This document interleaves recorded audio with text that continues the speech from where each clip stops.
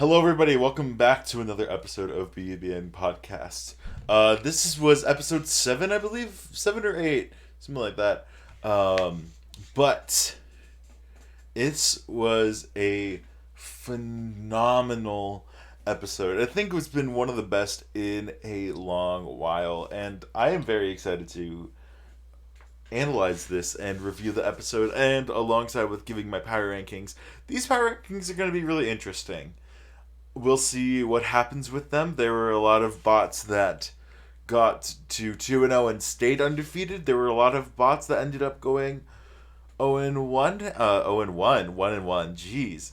But I think it'll end up being a very interesting episode to rank and to talk about. But before we get started, make sure you like and subscribe and all that jazz. And make sure you comment on the episode. And let me know what you think about BattleBots this year. Honestly, this has been a great season so far, and in the comments I want to ask you guys who you guys think is the front runner to win, because there were a lot of robots this episode that could definitely be talking into the consideration for that.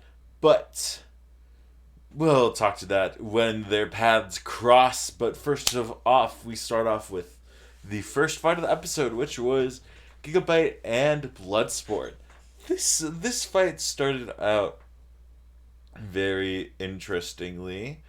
I feel like this fight, there was the way it started out really could have been detrimental to Bloodsport. Like, it really could have been like such a bummer for Bloodsport. Basically, I understand where Bloodsport was going at with their strategy of, hey, Gigabyte isn't the most reliable robot around, and maybe we can get it to, have it spin up, then we take a shot, we take a hit with that, like, wedge, and, Gigabyte goes ping-ponging around the battle box, and that's not necessarily what happened. I can understand their strategy. One problem I did think, like, when Justin Marple was like, we have a big wedge in the front, and I'm just like, you think that's big? I thought that was pretty small compared to what other wedges were, especially like robots from this episode. You look at like Lucky versus Triton, and Lucky had a giant wedge for Triton, and then they're like, yeah, we have this big wedge, and it's just like a little like nub sticking out of it. Like, that's barely a wedge. But I digress. The strategy didn't work. I thought they were gonna spin immediately, and it was a contingency plan if their weapon went down. But no, it was their their plan straight out of the gate, and Gigabyte capitalized on that. Gigabyte was able to get a couple good shots. This was an improvement when it comes to driving. This was an improvement to what it had been versus the free shipping fight. Gigabyte.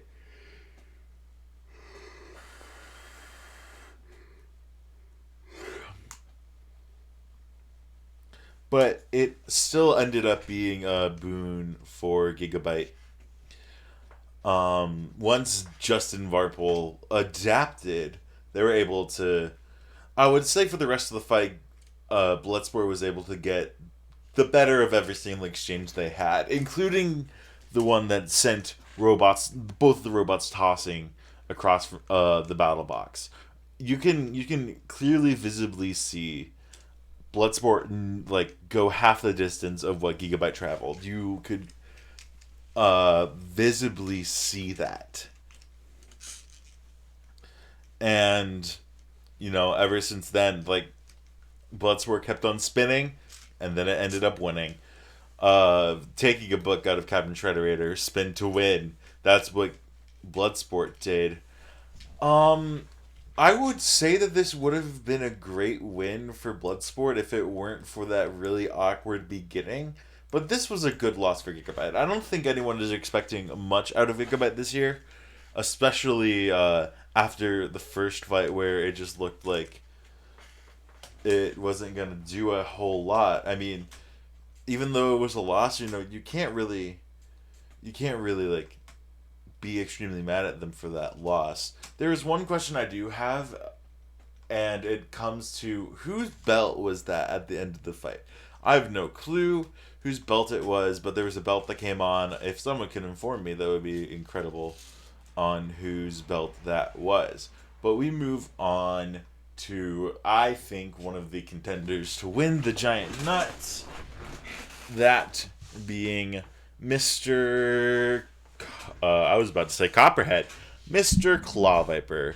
Mr. Claw Viper faced Mr. Overhaul in a battle of the teachers of rival schools. No, I'm joking. But it was a fight between two grapple bots. And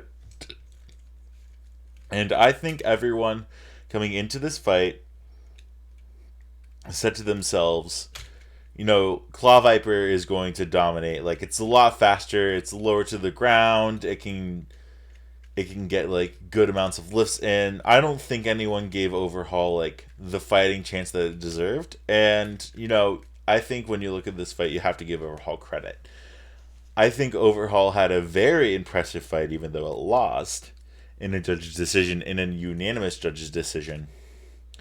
But it still did very well.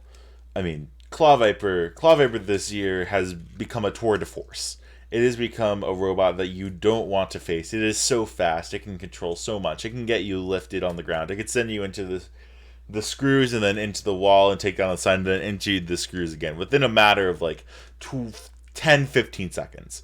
Which in BattleBots, it's so quick that happens that like that 15 seconds of control, like if you don't have that, that could be a boon for your entire game. And, this was a lot more even than I think people would like think of when they come to this fight.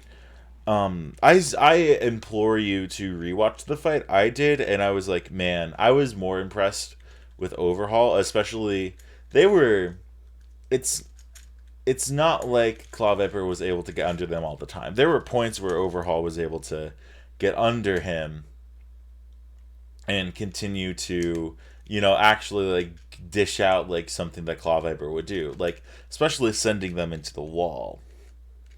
This is a little less of an impressive win for Claw Viper, not because it's a control bot. I'm not saying that, but you can literally see Claw Viper was slowing down by the end of that fight, and I know Kenny was ragging on Mr. Overhaul about why didn't he attack it again? Like he would have kept on attacking it. Like he could have won if he kept on attacking it.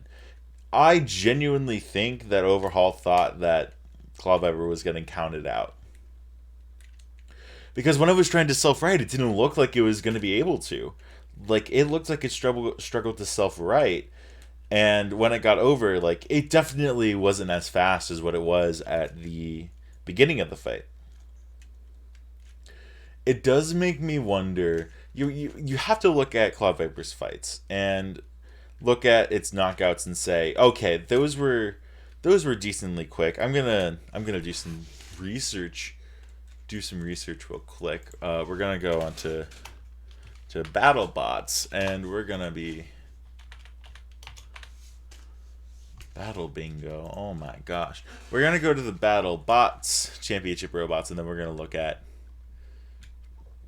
Claw Viper. We're gonna look at how quickly Claw Viper beat some of its compadres. World Championship. It beat Robot in judge's decision, and then it beat Claw Viper. Like it beat Claw Viper. It beat Ominous in a KO. But we can start to see sort of some of the fights like catching up to him. Like he was slowing down, and that's what's holding it back from a great win, because they were visibly slowing down. And I do think if Overhaul was able to jam them a couple of times, they would have won. So this is definitely a good loss for Overhaul. You have to keep in mind that if Claw Viper goes 4-0 and in the selection committee, you look at the fight with Overhaul and what Overhaul did, and you can say, you know what, that is not a bad loss for Overhaul. Like, it was still able to control the fight against a control robot that is a lot faster than it. So I'll have to give the win. I'll have to give it a good loss, and we'll see what it does in the ranking. Next up is Monsoon versus Horizon, and rookie struggles still plague it. Still plague Horizon. It's sad to say this was a very good bounce back game for Monsoon. It was a very good opponent to have a bounce back game. Um, I don't know. There's not really a ton that I can try to say about this fight because it's almost like a blink and you miss it sort of deal. Like I enjoy the wedge configuration. Like you can't like when I don't think Monsoon. When I think of Monsoon having a wedge, I don't think of them having that bulky of a wedge, and that's actually sort of impressive. That's going to help them a lot when it comes to facing horizontal spinners. Now, there's not a ton in this field, obviously, but for the ones, if they ever do fight another one, say in like the tournament, say they're fighting like Rotator, which I could totally see happening. I would have to give the nod to Monsoon because they're going to go with that big wedge, and it clearly showed that it could work very well, and the weapon could still dish out hits. But you know that's a great configuration for them as a robot. Still improving. It makes me like with that configuration. Obviously, like we saw the weapon do really well, but we don't know what happens if it gets flipped. We don't know what happens in any of the scenarios like that. But, you know, great win for Monsoon. Just kept on dealing out hits. Like, parts were flying all over the place. And, you know, a solid win for Monsoon. Horizon, you know, you can't really say, like, too much about Horizon and how good of a robot it is because we haven't seen it do what it's supposed to do. And, you know, hard for them to do what they're supposed to do against a really aggressive weapon that box rushed you immediately. Like it's very hard to actually see that robot in action. Who does Mrs. Horizon fight next? They fight Shatter. Very interesting matchup. Maybe they'll be able to get do what they have to do. Do what they have to do. Great word. Maybe they'll actually be able to do what they're intended to do in that fight. But you know we're gonna have to see what happens with it. The past two fights have had it not working, which is disappointing because it's such a cool concept. It's a very fun concept, and I wish it could do just a little bit better. Like I want to see the middle section spin up, and I want to see the disc spin up, and I actually want to see it, you know, just catastrophically like murder people. Like I want to see it happen, and it's sad to see it struggling like very like out of the gate. But now we go to probably one of the most entertaining fights of the season. I didn't mention who I predicted to win all the episodes and all the fights, nor did I.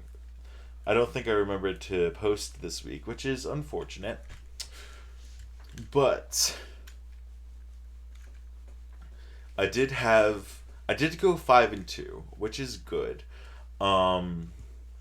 Picked Claw Viper, Bloodsport, and Monsoon, and Copperhead, Lucky, and Minotaur.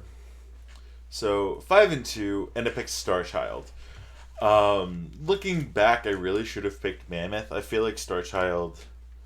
I feel like my reasoning made sense, and then the fight happened and it didn't make sense. I was thinking akin to a fight. I believe it was Mammoth Shatter.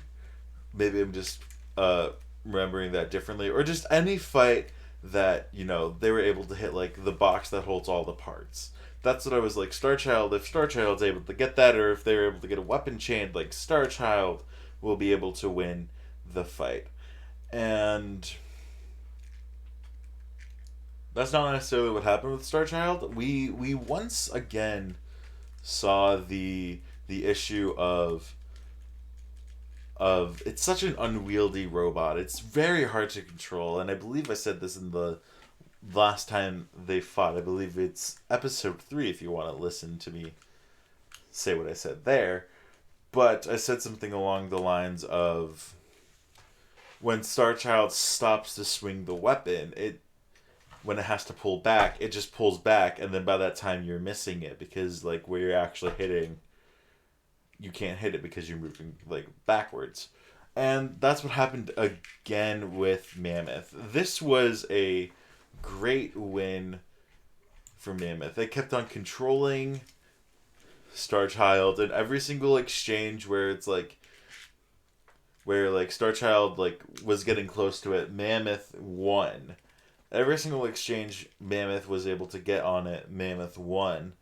And we didn't see a lot of damage happening, and in fights where not a lot of visible damage is happening, you win via aggression and control. And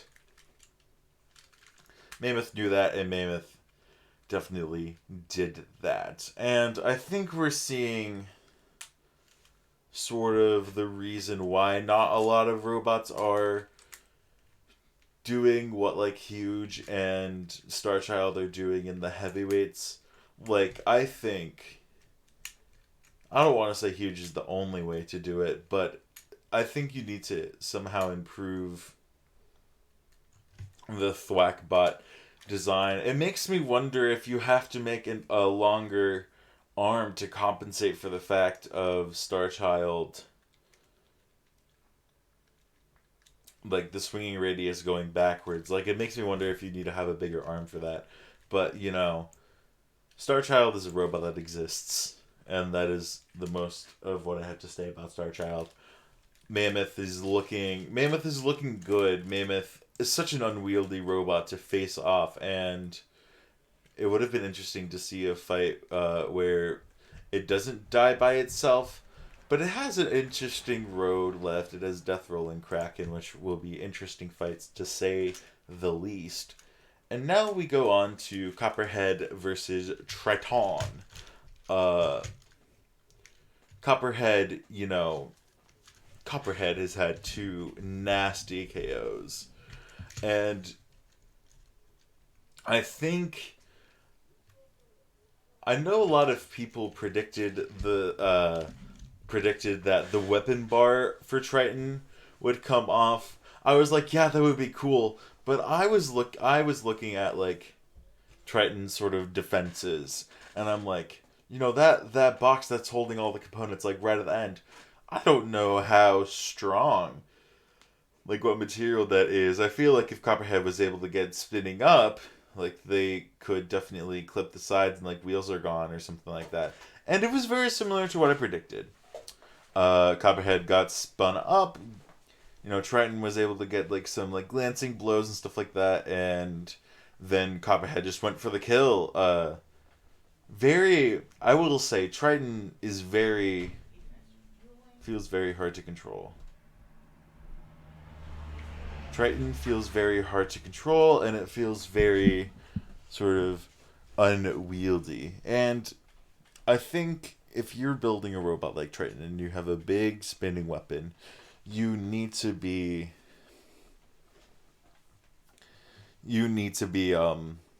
really good at driving. A big spinning weapon that's up in front, that's not over the robot. Because you need to make sure your weapon's always pointing forward at the robot and the other robot, and you can't let your sides get exposed, because whoop-de-doo, what happened with Copperhead is how you beat Triton. And, one good shot, all the batteries went out. It's hilarious that it's a double KO because Copperhead got high centered on a battery pack. I just think that is like extremely funny in my head, because you're like, oh yeah, Triton, like Copperhead and Triton, 2 big robots. How do they get knocked out together? Oh, Copperhead hit him really hard and then got stuck on one of the like 70 batteries that flew out when they got hit, when Triton got hit. But we've had a small sample size of Copperhead. Like, it's gotten 2 nasty wins, but we haven't seen it, this season at least, fight out a drawn-out fight. That might happen with Kraken or Ripperoni. Who knows? But Triton is definitely looking like a rookie, and Copperhead is looking like a very strong veteran right now. And we go to Lucky and Kraken. One that going into this, I was thinking, oh, that's going to be a pretty even match, you know. Kraken's going to be able to like figure out how to work it, and it's not going to have a ton of drive issues. It's going to like have the weapon dialed in, yada yada yada. I still picked Lucky because I think how aggressive Lucky drives, and you know, Kraken doesn't have a lot of, you know, wedgelets and like hinged wedges, unlike Lucky. But that's why I sort of picked Lucky, because they'll be able to control the fight a lot more. And are we sure the Kraken's a veteran robot? Like, I know the team is a veteran, and I know like Kraken, the name Kraken is a veteran name. But like, this robot is very rookie. Actual rookies have their robot figured out faster than Kraken has. You know, Kraken's driving wasn't like the greatest against Beta, but it somehow got worse. I don't know how you do that. Kraken is very. It's very sad to see Kraken like this. I do enjoy me a sea creature, but it's not looking good. And you know, Lucky didn't get like damaged at all in that fight, and it just smothered Kraken to the point where it felt like bullying. Like, it really felt like bullying with how many flips like Lucky was getting on Kraken, and then Lucky would just like pin Kraken to the wall. It was like very much bully-esque. But, you know, them's the breaks. That's what you gotta do in BattleBots to get the win. And we can really say that Lucky did a great job in this fight. Now, oh my word. Now we go on to the main event. Wow, what a fight.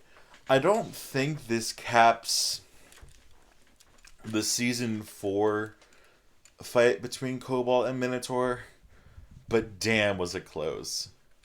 Holy crap, this was an incredible fight. From the onset, I picked Cobalt because I'm like, Cobalt's gonna have... I didn't even think about like them having a configuration, but Cobalt's gonna be able to just get like a lot of hits in. I mean, same with Minotaur, but it feels like Cobalt is more reliable in some ways, and because of some of like the armor and the chassis that it is. Like, Minotaur's chassis is great and everything, but I believe it is not as strong as Cobalt's. And, you know, Cobalt came with a strategy too. You know, you get the lower forks on Minotaur, and you like feed it up into the weapon, and it was a great strategy, and it worked for the first 2 minutes of the fight. This was an incredible fight for both robots. Honestly, it felt like both robots won this fight. In all honesty, like, this was probably the best loss ever. This is probably the best loss you can ever think about in BattleBot setting, because, you know, it sent, like, Cobalt sent Minotaur flying so many times, and, you know, it really showed that the forks on Cobalt were the most important thing that Cobalt had in that fight. Because without the forks, you know, we see how Cobalt lost. Like, we see how Cobalt loses. It's because it didn't have any forks, and it couldn't get under Minotaur anymore. And Minotaur won because, it slowly but surely kept on getting the forks off. And even with one fork, Cobalt was still able to get a lot of shots in. But slowly but surely, Minotaur was able to get all the forks off. And it stayed composed. It stayed chill under pressure. And it stayed... And Daniel Freitas is a great driver. That is what we can take away. Both of these drivers are Dave Molds, I think. A great driver as well. And I'm very impressed by both of these robots. Both of these robots, I believe, are contenders to win the Giant Nut. And it's crazy to think that they butt heads in the regular season. And both robots don't look bad in my eyes. Other than I think the easiest thing that comes off of Cobalt every single time is the forks. That's the only thing I don't like about Cobalt, is the fact that their forks forks can come off really easily, but Death Roll was able to get them off. You look back at all their fights, and their forks and their wedgelets always come off fairly easily. Other than that one that just stayed there for an entire time during Minotaur. But a lot of their forks just keep on coming off, and then as soon as those forks come off, they no longer have ground game. It's very interesting, but I think they'll be able to work out the fork tweaks, and they will be stronger than ever. But now we go on to the power rankings. We start off with... Let's start off with some of the losers, the 0-2 homies. Actually, no, we're gonna start off with Bloodsport. I was thinking, let's move Shatter down to 26. Once again, more one-on-one teams coming in here.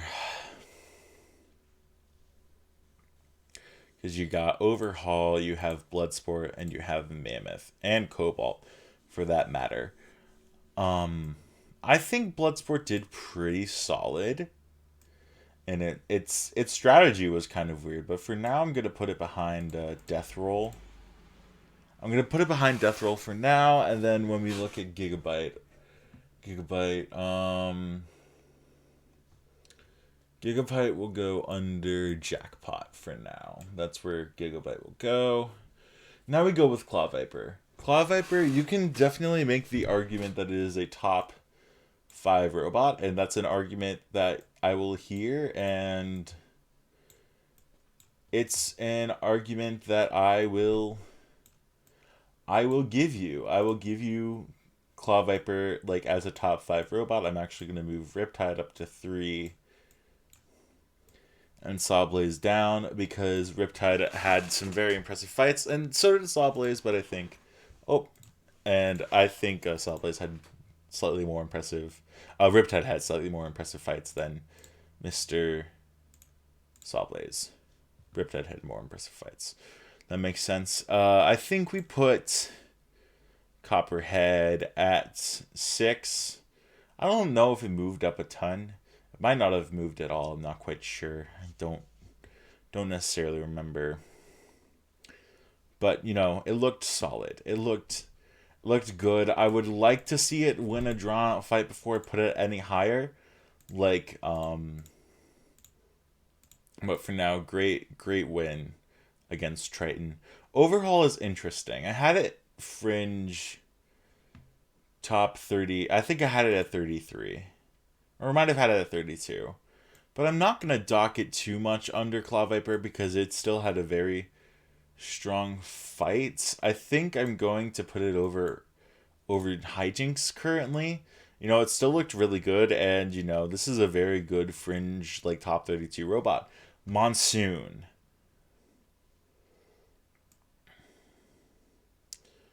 This is very interesting, because I'm currently debating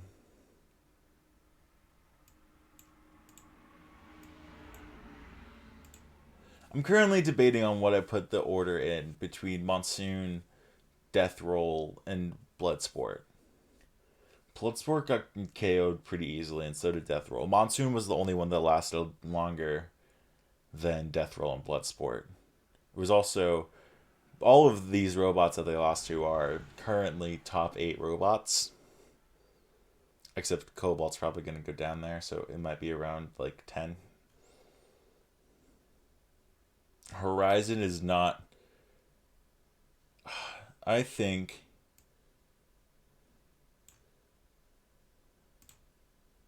Yeah, I think I put it over Death Row and Bloodsport because of the hits it was able to get in. It showed that like this is an improved robot, and yeah, it's kicking ass. So I think I'll put it at 22. Horizon I think was at 50, and I don't think it will change. I believe. Oh my gosh, I am fumbling the sticks right here. I think it'll stay at 50. Mammoth.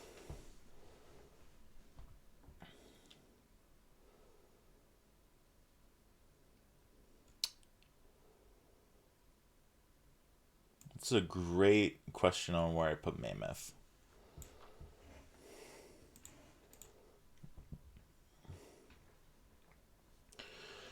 I'm actually gonna. Do I put Overhaul over Gruff? I'm not quite sure. Where do I put Mammoth? Where do I put Mammoth?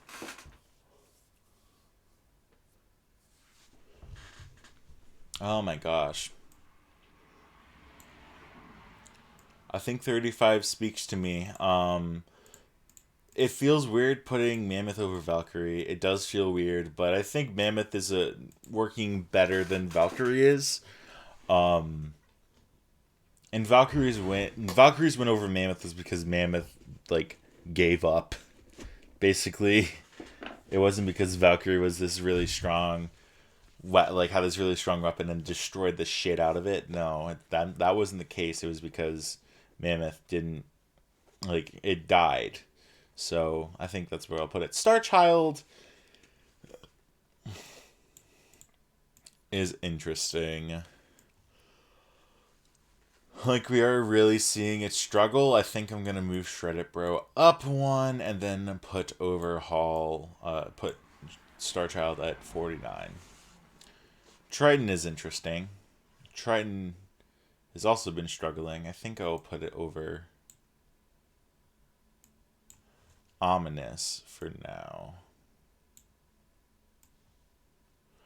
Under Ominous, I mean. Lucky is also very interesting. I think, let me actually put Kraken. Let me put Kraken. I'm going to put Captain Shredder above Kraken for now. Because Mr. Kraken is not looking good. Neither are my dragging skills. Okay, there we go. Lucky.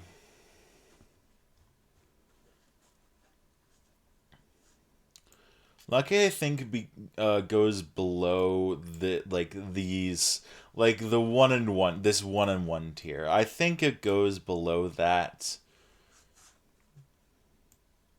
Mainly because it played a Triton that's a rookie Triton. Like, both wins are very dominating. You can say that that's the case, but it's dominating wins over Triton, who is a rookie, and Kraken, who did not look good whatsoever, who just existed. I think I've been saying this since last week. Whoever won Minotaur and Cobalt would become my number one, and that I'm sticking to that. Minotaur has been playing incredibly, and it almost feels destined to win this season. It almost feels like that.